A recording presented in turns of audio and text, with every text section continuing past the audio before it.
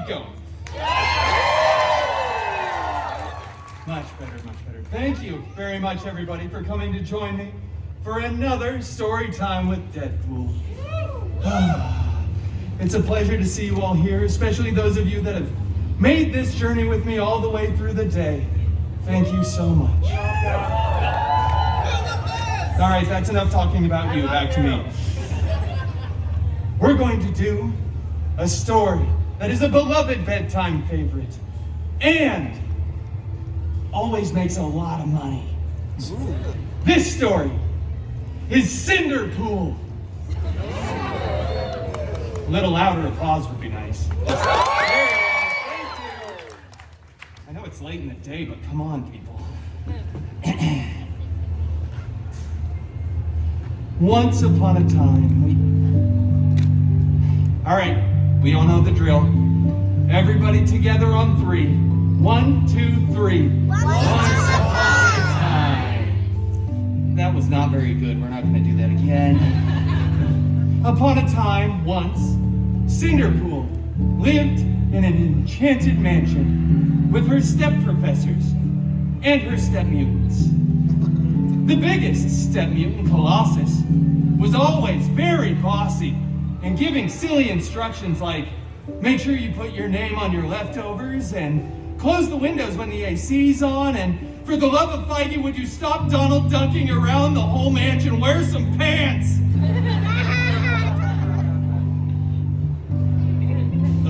The other step mutant, Negasonic Teenage Warhead, is such a cool name, isn't it? She was always texting and rolling her eyes. She's so Gen Z. Both of these step mutants were very jealous of CINDERPOOL because CINDERPOOL had a much, much larger fan base. One day, an expendable non-unit extra came running in front of the mansion screaming. It was going to be King Thanos throwing the biggest battle of Phase 3. The last good phase. Yeah.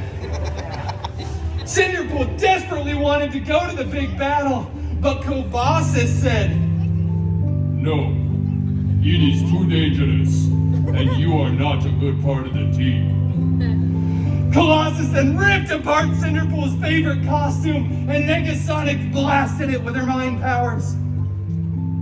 It was so cool, so Gen Z, so on fleek, no cap sigma.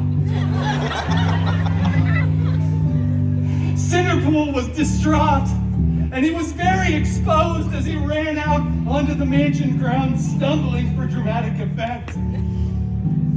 But then he looked up, and he saw something forming. It was a beautiful, golden sparkle circle. And out of that sparkle circle stepped CINDERPOOL's very hairy god-mutant.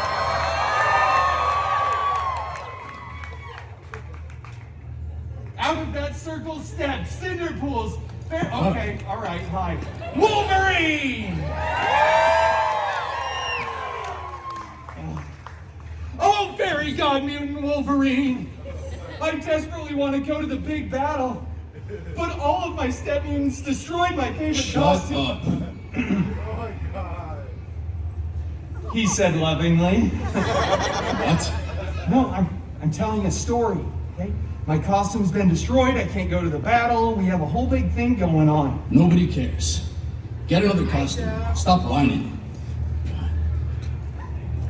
Well, with that sage life advice, CINDERPOOL ran to the wardrobe department, got a freshly laundered costume, put it on, and headed to the big battle. He was late because he stopped to get a chimichanga along the way at a local 7-Eleven. But 7-Elevens don't sell chimichangas anymore, so we had to go to 3 other gas stations just to... Anyway, when we arrived, the Avengers were winning! Captain America looked so good in those tight pants. CINDERPOOL looked around for his fairy god mutant Wolverine, who was... I'm going to Pim's.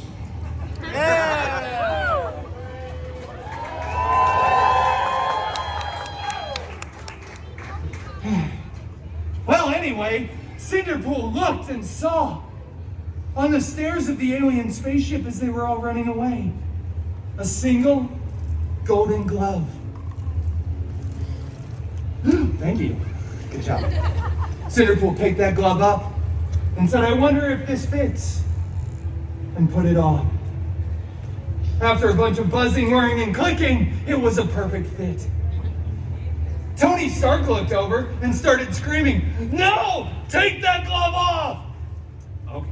And then all the other Avengers started running over. Tony Stark keeps yelling, I don't want to be in this franchise anymore! Let me do it! Stop! Do not snap! So Cinderpool did snap. Both physically and mentally. He does that all the time. Just snapping over and over. People were disappearing, reappearing. It was really dramatic. There was crying. A lot of things happened. But eventually, Cinderpool stopped. And everybody was back. Except for those people that always show you all the pictures of their dogs. We don't like any of those people just walking around with their phone. But Cinderpool was the hero. At that point, all the Avengers tackled Cinderpool to the ground, ripped the glove off of him, blah, blah, blah. When the whole film went to theaters later, they replaced Cinderpool's face with Tony Stark's. He gets to be the big hero, and then it goes on to become the most profitable film in the Feige Cinematic Universe, the FCU. We could afford to cut a letter out of that, probably. But the good news is, this inspired Cinderpool to start his own film franchise, which went on to become increasingly popular. And then they invited Cinderpool back to the Avengers Endgame 2, Electric Boogaloo. That is the end game. See what I did there? It's play on it. Thank you so much for joining me today for the very last story of the day. So until I see you all in an hour at my... Uh-oh, did I give something away? Thank you for joining me for Storytime with Deadpool.